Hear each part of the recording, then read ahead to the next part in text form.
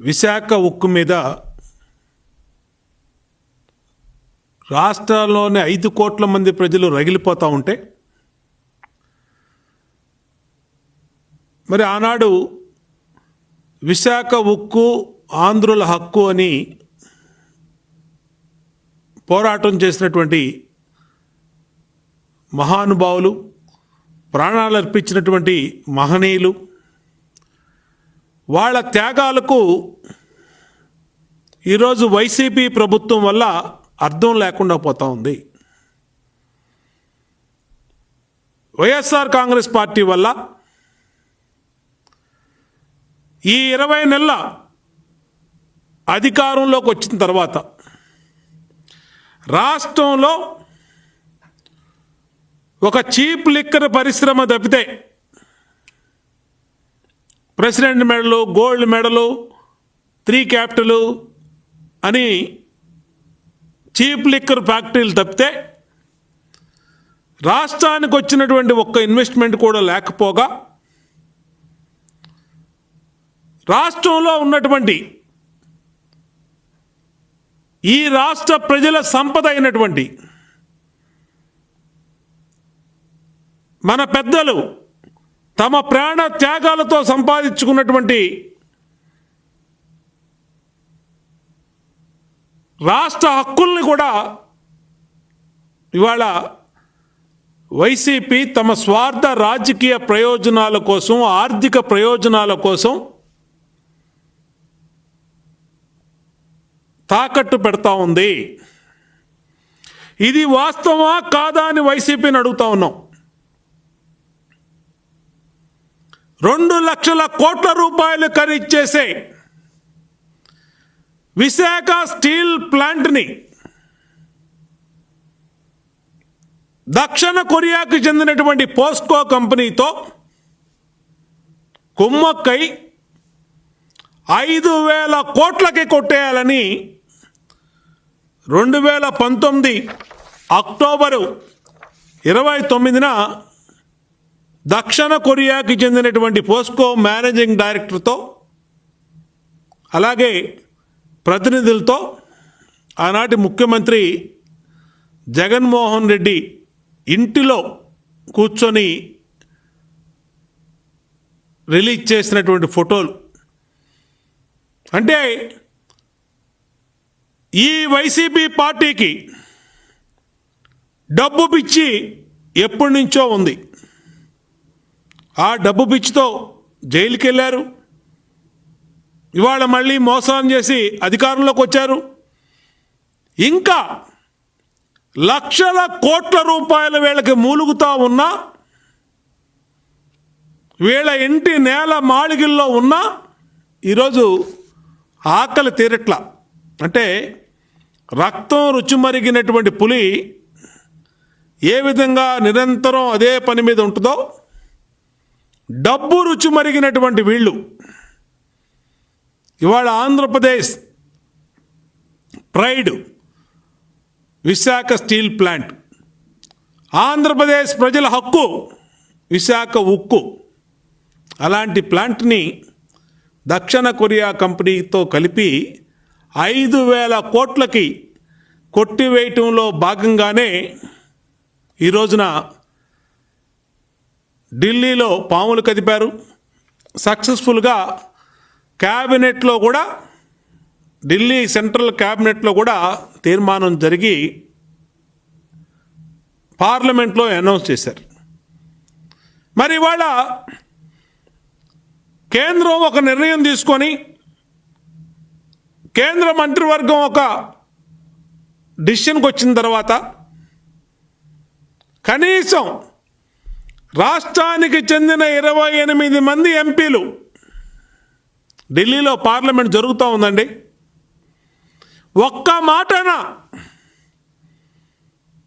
ఇది మా పూర్వీకులు ప్రాణ త్యాగాలతో, పోరాటాలతో ఈ విశాఖ స్టీల్ ప్లాంట్ వచ్చింది, విశాఖ ఉక్కు మా హక్కు, దీన్ని కాపాడుకుంటానికి మేము ఏ త్యాగానికైనా సిద్ధమని చెప్పి ఒక్క మాట మాట్లాడారండి. పార్లమెంట్ జరుగుతూ ఉంది, వైసీపీ ఎంపీలందరూ పార్లమెంట్లోనే ఉన్నారు. వీళ్ళ కళ్ళ ముందే వీళ్ళ వ్యూహరచనలో భాగంగా విశాఖ స్టీల్ ప్లాంట్ని అమ్మేయటానికి పోస్కో కంపెనీకి డీల్ సెటిల్ చేసుకుంటే ఒక్క ఎంపీ కూడా మాట్లాడాల. కంటి తుడుపు చర్యలుగా 4 రోజుల తర్వాత తాడేపల్లి నుంచి సీఎం ఒక లెటర్ రాశాడు. చాప కింద నీరులాగా అన్ని వ్యవహారాలని సెటిల్ చేసుకొని క్విట్ ప్రోకో నీకింత నాకింత, క్విట్ ప్రోకో పేటెంట్ రైటే వైసీపీది. వీళ్ళకి ఏ విధంగా వ్యవస్థల్ని మాయ చేయాలో, ఏ విధంగా డబ్బులు కొట్టేయాలో వెన్నతో పెట్టినటువంటి ఇచ్చా. క్విట్ ప్రోకోలో భాగంగా ఈ పోస్కో కంపెనీతో, దక్షిణ కొరియాలోని పోస్కో కంపెనీతో డీల్ అంతా సెటిల్ చేసుకొని దీనికోసం ప్రజాధనం 26 కోట్లు పెట్టి స్పెషల్ ఫ్లైట్లు వేసుకొని ఢిల్లీ వెళ్ళి ఢిల్లీలో సెటిల్ చేసుకొని అక్కడ ఢిల్లీలో పార్లమెంట్లో ప్రకటించిన తర్వాత కంటి తుడుపు చర్యగా ఇవాళ వైసీపీ నాయకులు, వైసీపీ ఎంపీలు మాట్లాడుతూ ఉన్నారు బయట. తాడేపల్లి నుంచి సీఎం పిఎంకి ఒక లెటర్ రాశాడు. నేను అడుగుతా ఉన్నా వైసీపీ పార్టీని సూటిగా, విశాఖ స్టీల్ ప్లాంట్లో నీకు చిత్తశుద్ధి ఉంటే ఎందుకు మీ 28 మంది ఎంపీలు పార్లమెంటులోనే ఉండగా విశాఖ స్టీల్ ప్లాంట్ని ప్రైవేటీకరణ చేస్తామని ప్రకటించినప్పుడు మీరెందుకు మాట్లాడలేదు? మీ 28 మంది ఎంపీలు విశాఖ స్టీల్ ప్లాంట్ పైన కేంద్రం తీసుకున్న నిర్ణయానికి మీరు లాలూచి పడకపోతే మా 28 మంది ఎంపీలు మీరు తీసుకున్న ప్రైవేటీకరణ నిర్ణయానికి వెనక్కి తీసుకోకపోతే మా ఎంపీలు రిజైన్ చేస్తారని ఎందుకు ప్రకటించలేదని వైఎస్ఆర్ కాంగ్రెస్ పార్టీని అడుగుతా ఉన్నాం. ఇది మీ స్పష్టమైనటువంటి లాలూచి కాదా అని అడుగుతా ఉన్నాం. చాప కింద నీరులాగా ప్రైవేటీకరణకి వైజాగ్ స్టీల్ ప్లాంట్ని 5,000 కోట్లకి కొట్టేయాలని మీ పథకంలో భాగంగా నిర్ణయించుకొని పైకి మాత్రం మీ నాయకులే మాట్లాడతారు, దొంగే దొంగ దొంగ అన్నట్టుగా మాట్లాడుతూ ఉంటారు. కామ్గా సీఎం ఒక లెటర్ రాసి ఇంతవరకు ఇంత పెద్ద ఇష్యూ మీద 1,00,000 మంది పైగా ఉద్యోగులు ప్రత్యక్షంగా పరోక్షంగా స్టీల్ ప్లాంట్ మీద బతుకుతున్నటువంటి ఉద్యోగులు వాళ్ళ మెడలకు ఉరితాడు పడతా ఉంటే ఇంతవరకు సీఎం బయటకు వచ్చి ఒక మాట మాట్లాడు. దీనికైనా మీరు విశాఖపట్నంలో ఎగ్జిక్యూటివ్ క్యాపిటల్ అని చెప్పి మీరు చక్కబెట్టిన పనులు 20 నెలల్లో ఇయ్యానా అని అడుగుతా ఉన్నాం. 20 నెలల నుంచి ఇప్పటికే అక్కడ 30,000 ఎకరాల భూములు కొట్టేశారు. అనేకమైనటువంటి క్లబ్బులు, ప్రసిద్ధమైనటువంటి విశాఖపట్నంలో ఒక చరిత్ర కలిగినటువంటి క్లబ్బులు కొట్టేయడానికి వాల్తేర్ క్లబ్ కావచ్చు, ఫిల్మ్నర్ క్లబ్ కావచ్చు, ఇంకా బే పార్క్ కావచ్చు, ఏదైతే విశాఖపట్నంలో పెద్ద పెద్ద ఆస్తులు అయితే ఉన్నాయో దాని మీద ఇప్పటికే ఖర్చు వేసి రెడీగా పెట్టున్నారు మీ A2 రెడ్డి. దీనికైనా మీ ఏటూ రెడ్డిని అక్కడ పెట్టింది విశాఖపట్నంలో సామంత రాజుగా ఎన్నిక చేసి చాప కింద నీరులాగా ఈ పనులని చక్కబెట్టడానికి,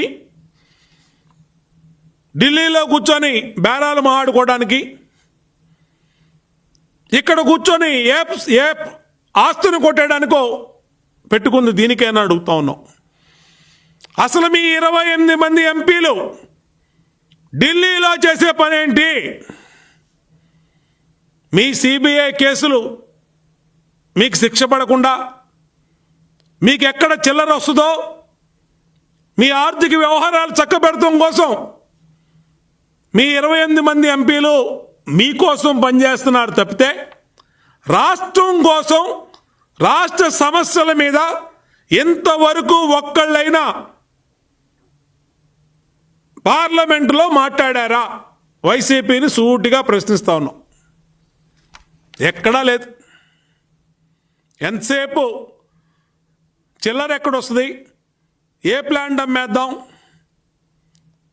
ఏ స్థలం కొట్టేద్దాం, ఏ క్లబ్ కొట్టేద్దాం, దాంట్లో ఎంత నొక్కేద్దాం అనే పనిలోనే ఇవాళ ఎంపీలు, ఎమ్మెల్యేలు, వైసీపీ పార్టీ నాయకులు ఉన్నారు.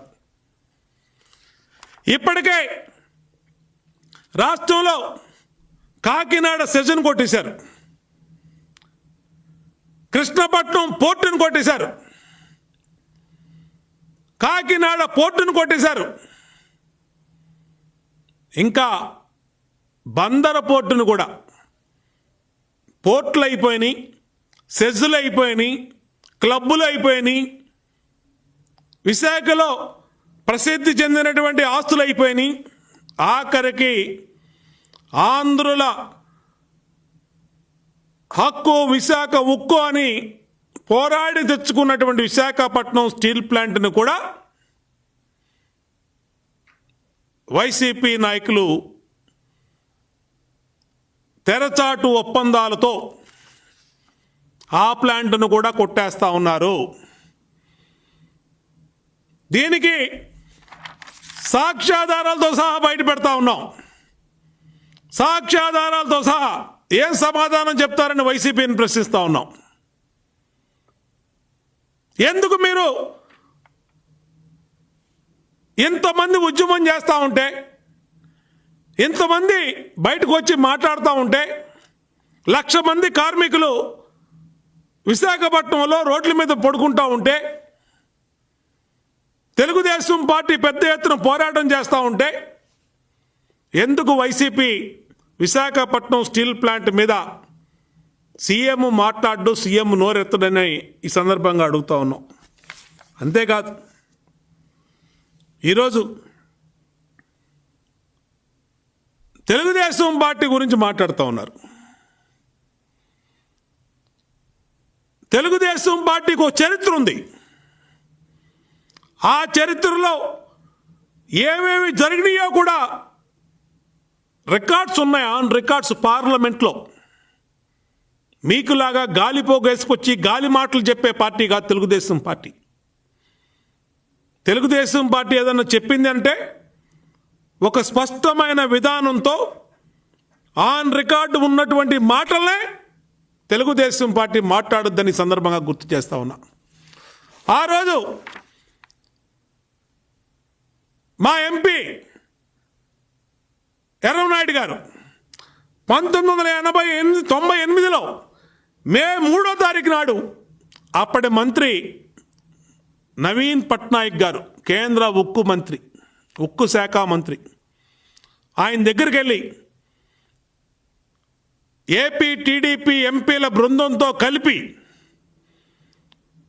ఒక రిప్రజెంటేషన్ ఇచ్చి దాంట్లో విశాఖ ఉక్కు పరిశ్రమను నష్టాల నుంచి గట్టెక్కించేందుకు కేంద్రం నుంచి సహాయం చేయండి, ఇచ్చినటువంటి రుణాన్ని ఈక్విటీగా మార్చండి, వడ్డీ భారం లేకుండా ప్లాంట్ మీద చేయండి, అలాగే ఈ BIFRకి వెళ్లకుండా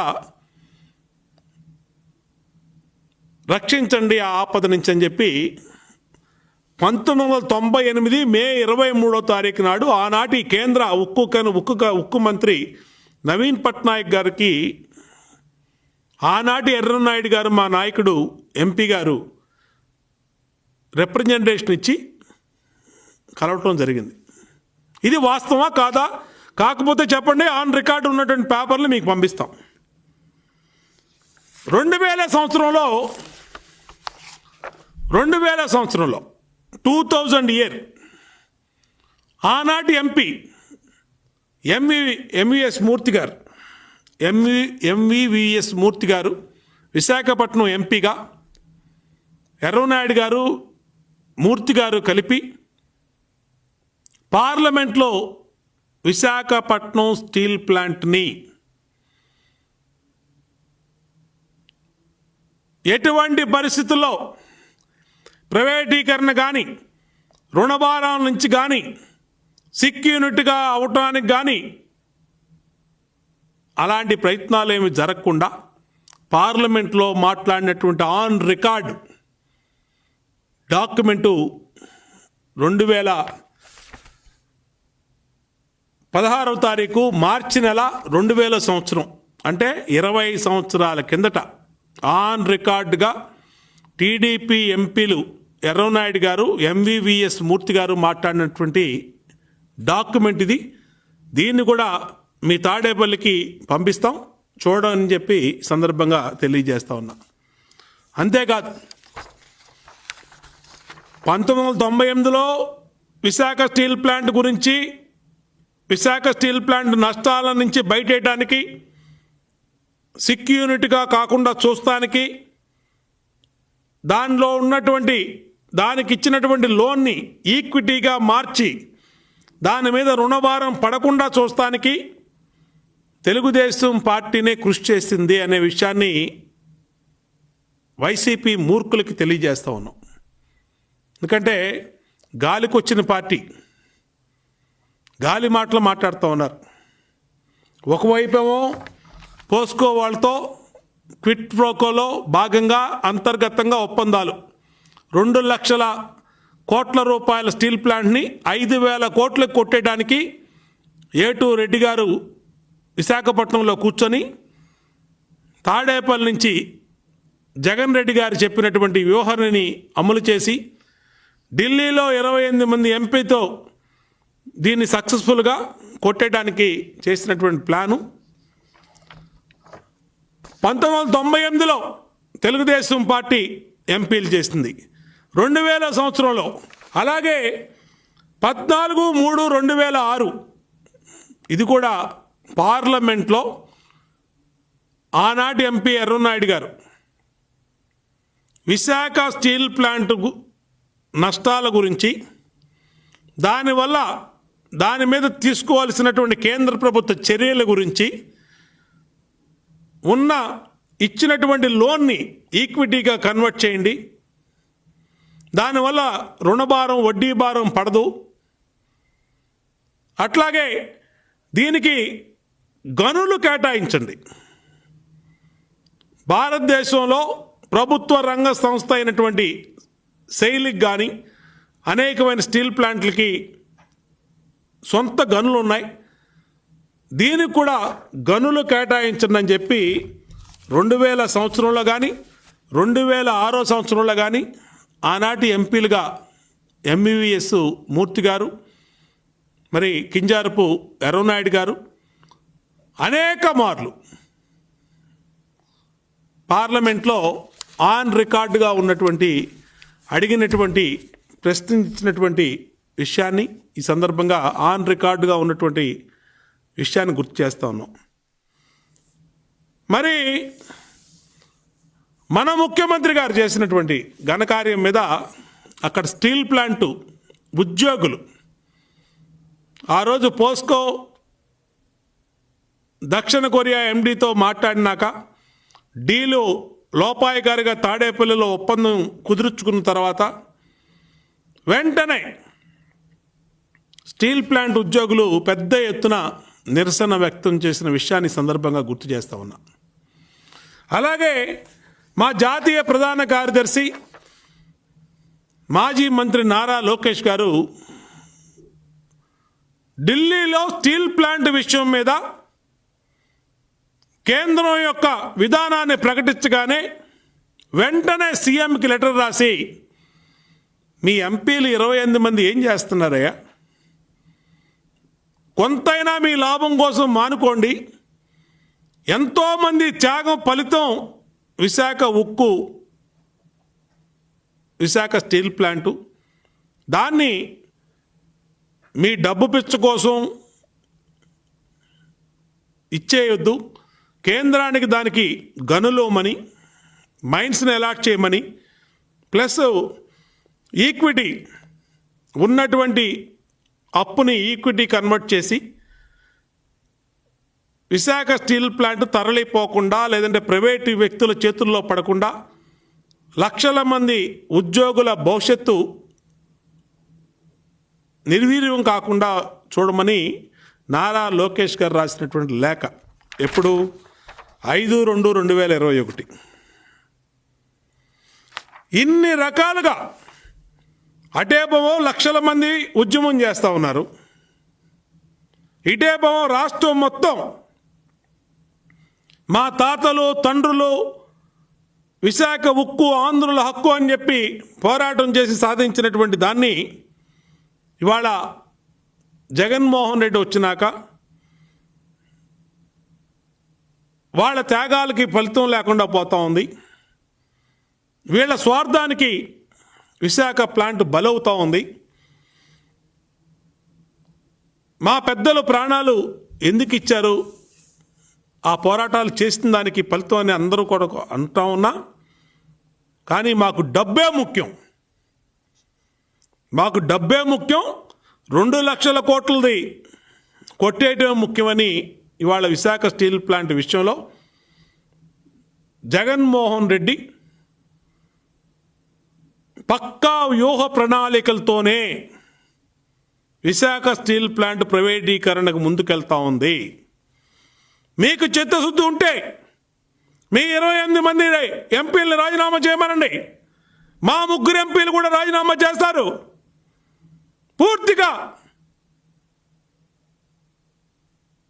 మన ఆంధ్రుల హక్కు అయినటువంటి విశాఖ ఉక్కుని రక్షించుకుందాం. తెలకపల్లి రవి గారు, మేధావుల ఫోరం, నిత్యం జగన్మోహన్ రెడ్డి గారిని సమర్థించే తెలకపల్లి రవి గారు మొన్న విశాఖ ఉక్కు అమ్మకపు సూత్రధారి జగనే ఆయన ఇచ్చినటువంటి స్టేట్మెంట్. అంటే ఈ రాష్ట్రంలో ఇవాళ వైసీపీ వల్లే విశాఖ ఉక్కు ప్రైవేటీకరణ అవుతూ ఉంది. పోస్కో అనే కంపెనీ, దక్షిణ కొరియా కంపెనీని అడ్డుపెట్టుకొని తెర వెనక సూత్రధారులు వైసీపీ నాయకులు కొట్టేస్తూ ఉన్నారు. దీంట్లో ఏటు రెడ్డి గారు, జగన్మోహన్ రెడ్డి వీళ్ళందరూ కలిపి పెద్ద ఎత్తున దీనికి స్కెచ్ చేశారు. దాంట్లో భాగంగానే విశాఖ స్టీలు ఇవాళ మన రాష్ట్రానికి దూరం అవుతూ ఉందని అంటూ ఉంటే కనీసం ఒక్క మాట కూడా మాట్లాడకుండా వీళ్ళు ఇక్కడ కూర్చొని ఒక ఎమ్మెల్యే విశాఖపట్నం నుంచి, ఒక ఎమ్మెల్యే ఇంకో చోట నుంచి, ఒక మంత్రి ఒక చోట నుంచి పనికి మాలిన స్టేట్మెంట్లు ఇస్తూ ఉన్నారు. తెర వెనుకమో ఈ 28 మంది ఎంపీలు ఒక గూడు పుటానీగా ఏర్పడి 5,000 కోట్లకే విశాఖ స్టీల్ ప్లాంట్ని పోస్కో కంపెనీ పేరు మీద పోస్కో కంపెనీని అడ్డుపెట్టుకొని కొట్టేయడానికి పక్కా వ్యూహ రచన చేసినటువంటి వీళ్ళు పైకి ఈ విషయం మీద మాట్లాడుతూ ఉన్నారు. అందుకనే తెలుగుదేశం పార్టీ స్పష్టమైన విధానంతో ముందుకెళ్తా ఉన్నాం. విశాఖ ఉక్కు ఆంధ్రుల హక్కు, విశాఖని ప్రైవేటీకరించడానికి తెలుగుదేశం పార్టీ ప్రజల పక్షాన పోరాటం చేస్తుంది. విశాఖ ఉక్కు మీద వైసీపీ కుట్రల్ని సమర్థవంతంగా తిప్పికొడతాం. ప్రజల పక్షాన ఉండి తెలుగుదేశం పార్టీ విశాఖ స్టీల్ ప్లాంట్ని కాపాడుకోవటం కోసం పూర్తిగా పోరాటం చేస్తున్న ఈ సందర్భంగా వైసీపీని హెచ్చరిస్తా ఉన్నాం. ఇప్పటికైనా చిత్తశుద్ధితో 28 ఎంపీలు రాజీనామా చేసి రండి. తెర వెనక కుట్రలు మానండి.